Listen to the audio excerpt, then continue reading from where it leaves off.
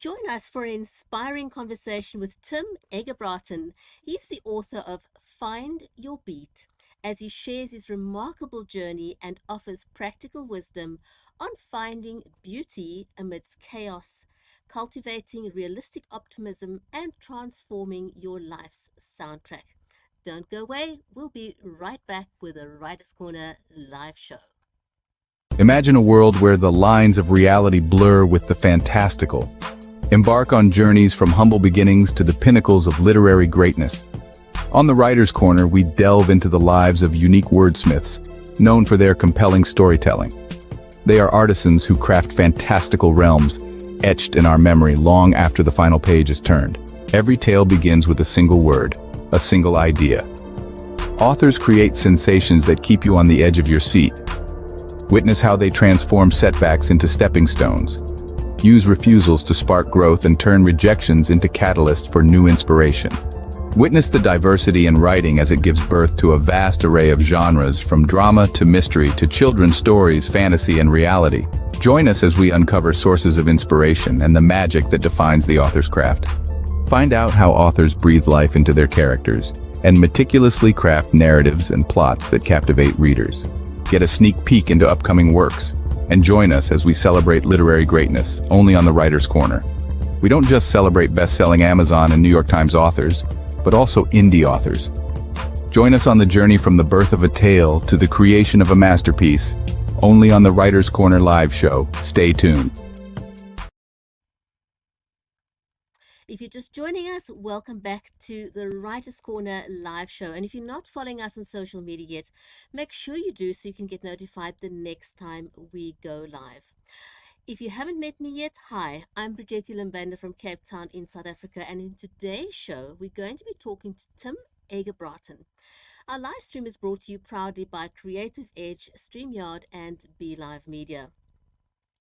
So for those of you who are following us on Amazon Live, the book is in the carousel, so please go ahead and have a look at that. Now, before we invite our amazing guest, Tim Eggebraaten, I first want to say hello to my friend and co-host, Mary Elizabeth Jackson.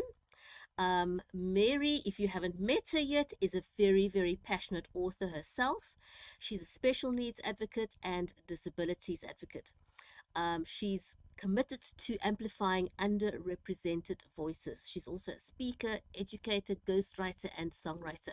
Mary, how are you today? I'm doing well. And how are you today? I'm so glad that we are doing this for 6 years now. So excited.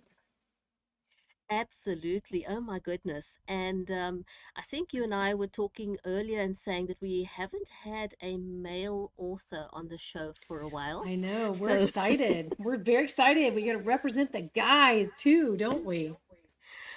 Absolutely. We definitely have a cross section, but in the last while, we've had mainly female authors. So it's nice to switch things up just a little bit today and have a male author on the show. So for those of you who have possibly not met our friend Tim Eggebraaten, he is a man who has worn many hats over the years, from correctional officer to chief of police, and now author and motivational speaker.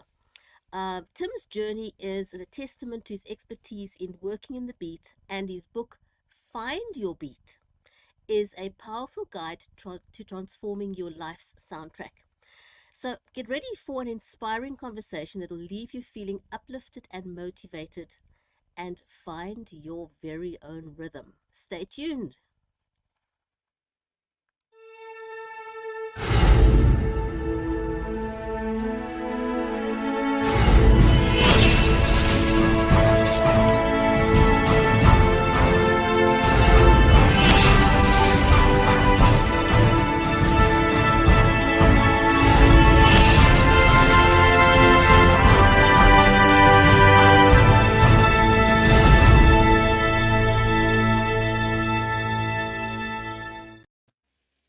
Hi, Tim.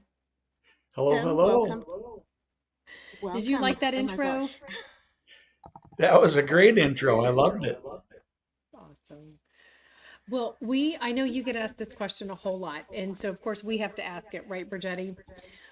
Because we want to know what inspired you to transition from a high stress career in law enforcement to becoming a motivational speaker? And how has that experience shaped your message to everyone out there? Well, thank you first of all for the opportunity. And in law enforcement, it was a challenging career, and it could be toxic at times. And throughout my whole career, I learned ways to find my beat, and that my beat got lost, my rhythm got lost many times along the way. And so sometimes I had to reevaluate where I was and how to find my beat. And right before I retired in 2016, I had the opportunity to speak with a larger police department in Minnesota, and it was powerful. And we rode this roller coaster of emotions and laughed and cried and sang some songs. And so I started speaking to organizations about how do we navigate the challenging parts of life while still looking for the beauty that's out there. And when I started doing that, the book just kept coming up in my mind that I needed to share some stories through writing. And I was 50 years old when I got my first book that I read for enjoyment, and it was amazing. And so I kind of discovered that world of books. I'd read laws and how to manuals and everything, but reading for enjoyment was never part of my life. And so when I discovered that, it was like a whole new world opened up. And so I started writing stories, and my first stories sounded like a police report, and they were horrible. And it was just awful. And through the years, as I began finding my voice, the stories told a story, and they became much more clear. And it was helpful for me personally and professionally to talk about trauma and events, and then to write about it was a whole nother area of helping myself personally. And then the opportunity to help other people has just been wild. Wow, that is amazing. And I couldn't help but have a chuckle when you said that when you started writing, it sounded like a police report, because it's such a different way of, storytelling is very different from report writing. And I think we get that same feedback, Mary, when we listen to authors who do playwrights, for example, screenwriting and writing a book. The writing style is so different. So thanks very much for highlighting that, so people just understand that there's a huge difference. Um, how would you define realistic optimism, and how do you think the audience or the readers can apply it to their everyday lives? I think that realistic piece is the big part. And the I wonder, would it help if I put my headphones on, do you think? Is that where my echo is coming from? You sound good. Okay, good. Do I sound tall? I'm trying to sound tall. But the realistic piece of it is the key word, I think, uh, that we can't just, behind me is my sign, I am, I can, I will. And that was my mom's motto. Just every time she would take on a challenge, she took that on with, what, I am going to do this, I can do this, I will do this. And she passed that on to me, and I try to pass that on to other people. But it's not as easy as just saying, come on, we can do it, you can do it. And there's other challenges in life, but to be realistic about them and to train our minds in the sense that, yeah, we're going to have challenges in life, and we can control what we can control. But so often our minds go down that path of, oh, the world is spinning out of control, and we get wrapped up in that. But there is a way we can take on those challenges and be optimistic in a realistic way, that, what, we got here today, we're here right now, we've made it to this day, uh, we can make it to tomorrow. And just having that realistic optimism, without pretending that everything is sunshine and lollipops, because it's not. We all have our issues that we're dealing with, whether it's health or people around us or our work or wherever we're at in life. and to look at that with a realistic lens that, you know what, yeah, this is challenging. We have some technology challenges. We can get through that. Whatever the challenges are, we can get through them. Well, it's about resiliency, and resiliency is very important for us to teach ourselves and our children, right? And you know what Yep. I love, Bridgetti? I love that like we've met people over the past 6 years who um who've been in the police, who've been in that profession. And some of them have gone on to write thrillers and murder mysteries based on things in their life. But I love that you're taking your life and all that richness of what you've learned in your life to help others be more resilient. So kudos to you. I love it. And okay, music plays a significant role in your book and message. We love music, don't we? Could Yeah. you share a personal story about how music helped you through a very challenging time in your life? Because we all have that song from our childhood, song from we played 1 million bazillion times and we can't get it out of our head. So what was it for you? Absolutely. So I was whistling before I could speak, and music is always running in my head. And it's not annoying, but I always have a song in my head. And when I was police chief, there was about 10 months into my career as a police chief, one of my best friends and partners of 19 years died by suicide. And so I had over 20 years of experience, and I was really good at just shoving that everything that was happening, all that trauma, just shoving it down and not dealing with it. And when my friend died, things started bubbling over, and it was all those years of trauma, just shoving it down, started to bubble over in my brain. And I remember one time I was laying on our couch in our living room, and it was dark, and it was just everything was slow motion, and I was just feeling in a deep, deep, deep funk. And a friend of mine sent me a song that his brother had written, and he just took a tune of a Bob Dylan tune and then changed the words. And I listened to it, and it hit me square in the face of the message that I interpreted from that song. It got me off the couch, and it got me going, and it jump started me. And as we talked about that song afterwards with my friend that wrote the song, he was laughing because that wasn't in his mind when he was writing it. That wasn't how he intended it. But that's the beauty of music and the written word, and how it's open for interpretation, and that's the beauty of it. And wherever we're at in life and what we need at that point, that seems to be what resonates with us. And that song, uh, just it brought me out of this deep dark place. And so music has done that for me forever. And I like what you said, Mary Elizabeth, was about that, how it takes us to a time, our first date, or an event that happened. And when we hear that song, it brings us right back to that. It's powerful. I think we underestimate the power of music. As a child, I remember being irritated before I understood why. There were certain sounds that used to really irritate me, or noises. And now I do. And the same with music. There's certain music, tones that really set me off and make me anxious. It makes me incredibly anxious.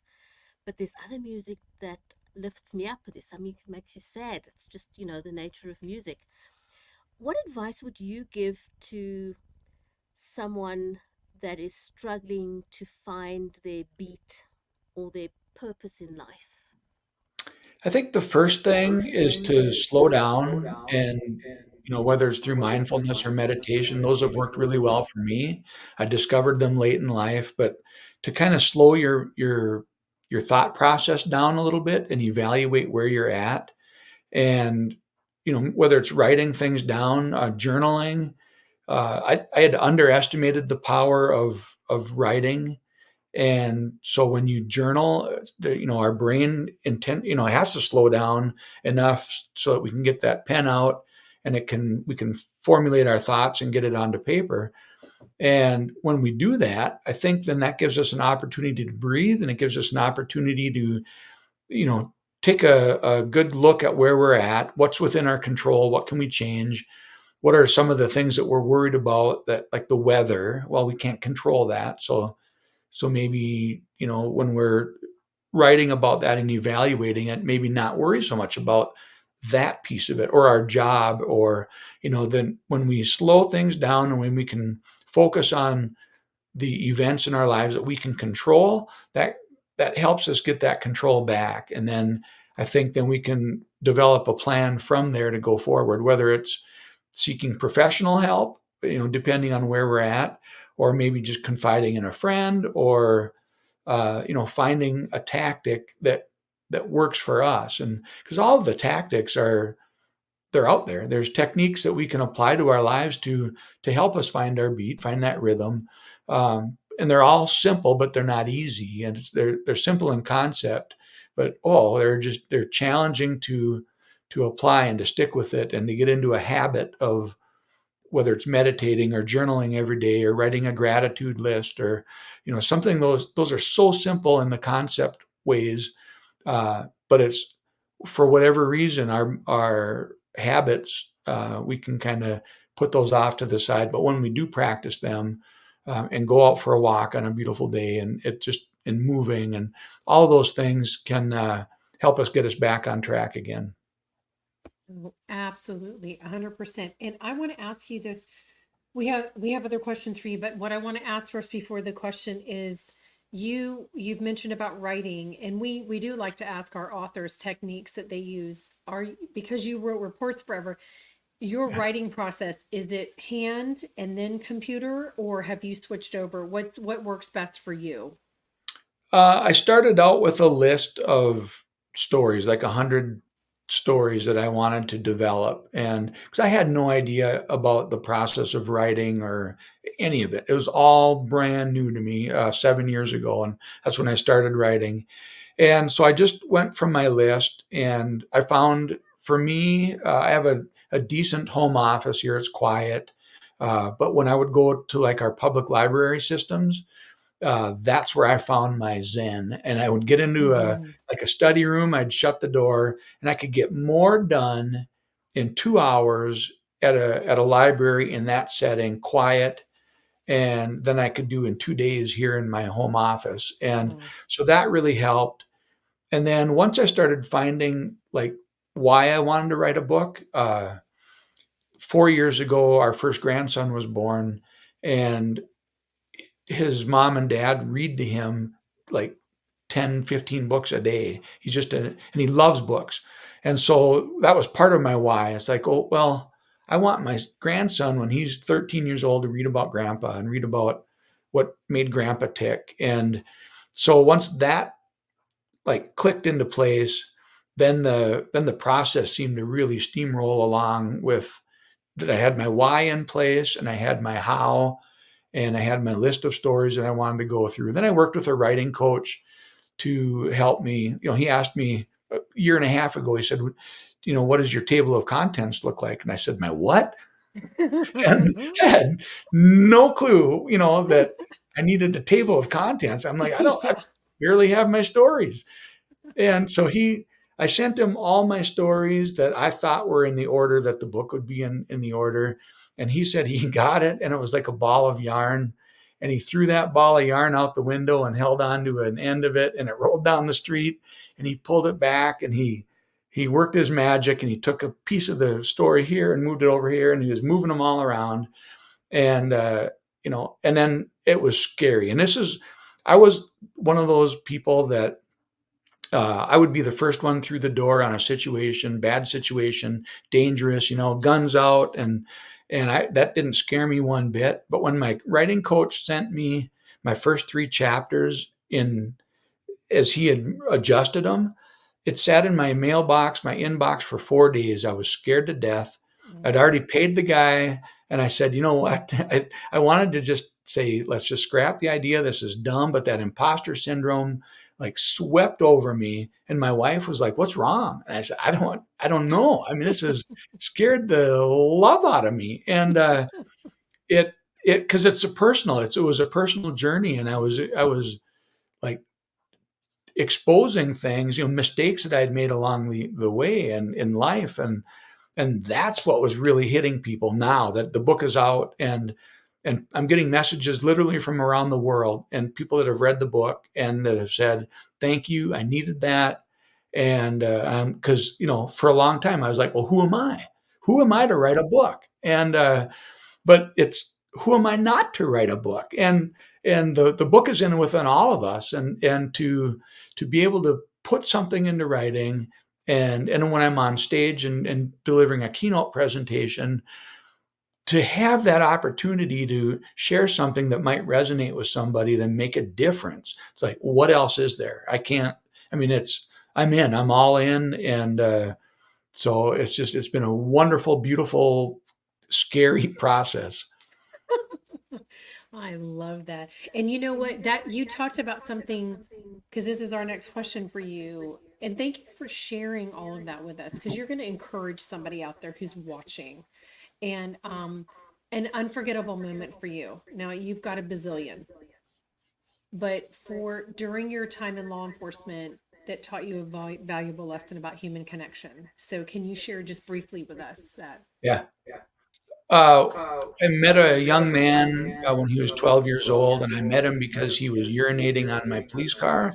And yeah, and so as he grew, I kind of took him under my belt, and great kid. And long story short, he had many troubles along the way. He was in and out of prison, and as an adult, I just kept on him, kept with him. And we came to a time in our lives where I was chasing him, literally, and he had a gun on him, and I almost shot him, but I shot him with a taser, and it was scary for both of us, obviously. But then he went to prison again, and I was invited to his 30th birthday party, and it was a surprise party. And then I would have been invited to his 40th birthday party, but he was in prison again.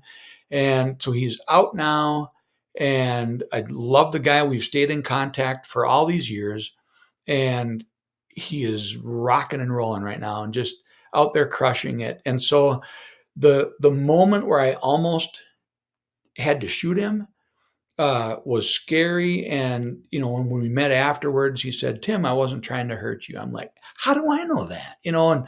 But that transformation of this young man and all of his gang mentality and his thug life, and to where he's at now, he is just crushing it in his job, and he's making a difference in our community, and I'm proud of him. And just so that whole idea of don't give up on somebody, and believe in them, and then when he started to believe in himself, that made all the difference in the world. Wow, what a phenomenal story. That is an amazing encounter that I'm sure is going to stay with you for the rest of your life. A truly, unforgettable moment. Now, you were talking earlier about writing. I got what you're saying about your editor and how that made you feel, because your book is your baby. It's Yeah. something very, very personal. And to have someone that is unattached, dissected in a way that you could never anticipate or expect is quite a scary thing. How do you balance sharing a personal story with maintaining privacy and boundaries? And I think that is something that holds a lot of people back from sharing their story. So, how do you um, maintain that balance between sharing and not oversharing? I think sometimes I overshare, and that's okay. When my friend died by suicide, and I learned to talk about it instead of repress that feeling. And so I learned to talk about it, and I that's one of my main signature stories when I'm speaking. Uh, a big part of writing the book involved my wife, because we've been married for 35 years, and the stories involve her obviously too. So that was, a balancing act too, where I had to get, buy-in from her too, that hey, this isn't just my story I'm sharing. It involves my family. And so actually when it came time to decide on the cover of the book, we decided as a family, and then my wife and I hit enter and submit together. We both hit the button because it was a big deal. And I learned early on, like 7 years ago when I first started speaking publicly, that the more I held back and the more I didn't share, people could sniff that out, that it was disingenuous. And so honestly, the more open I am, without, I didn't want to write a book about the horror part of law enforcement and the toxic, the horrible things. I didn't want to see them. I don't want other people to see them.